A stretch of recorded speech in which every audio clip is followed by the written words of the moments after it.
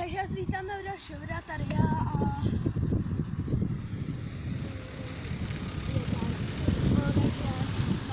a minule jsme měli dva zákazníky, pak jsme zjistili, že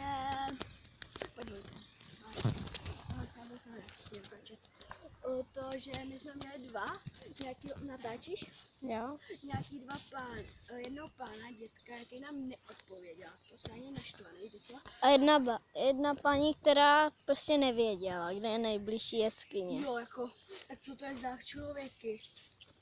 Tady určitě je, mi řekl těch milion. Tak pojď, Vojta.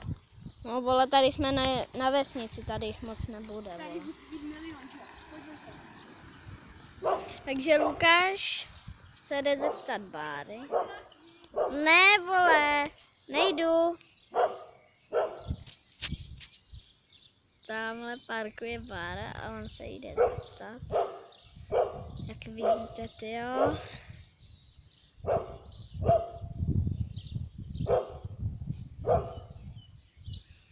Je kadernice, ale tamhle je Lukáš.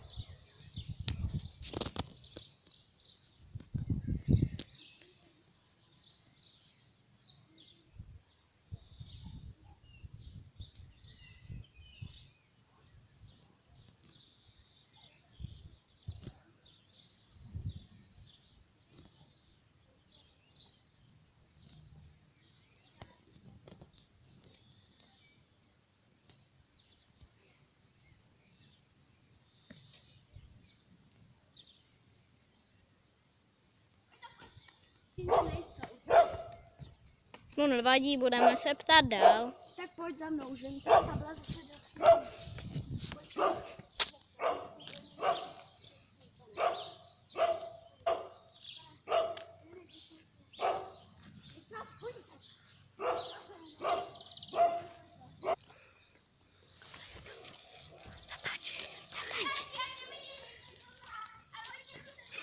Vojta natáčí, já tam mám právo. Tak půjdeme. Tak se jdeme do školy, do školky se zeptat, jestli neví, kde je nejbližší jeskyně. Tak jsme tady.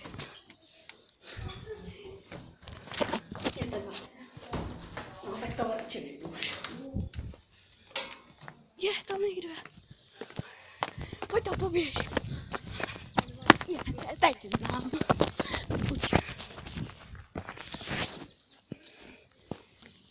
Dobře. Mám se zeptat?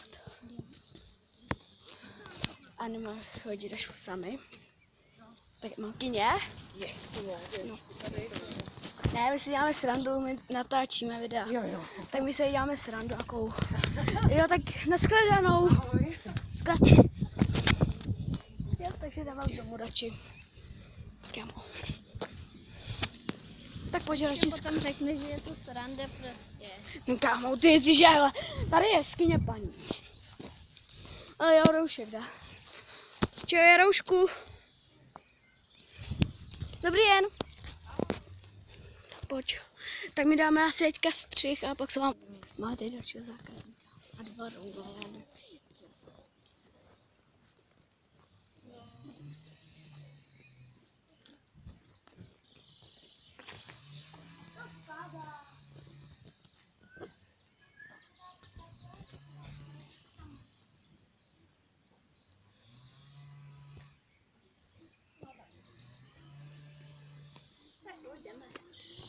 Tak dáme střih. Jo, tady. Za chvilku se vám ozveme. Natáčíš? Takže tady máme posledního zákazníka, nebo ještě nevíme, kolik jich budeme mít, ale za chvilku musíme končit. Tak tam je zákazník první, tak pojď.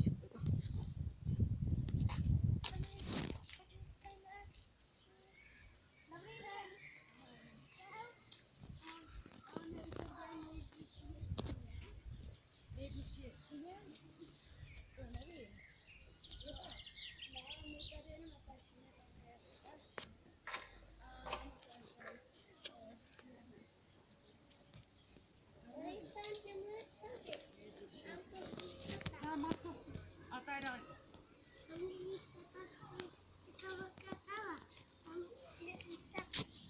Tak pojď. A je v České republice? Je. Víte, v Brně, v Praze.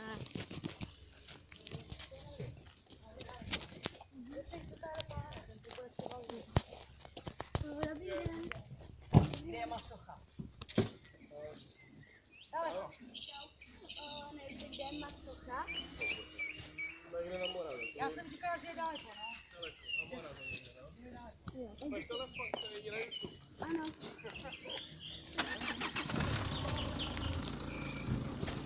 Tak to byli naši dva poslední zákazníci, tak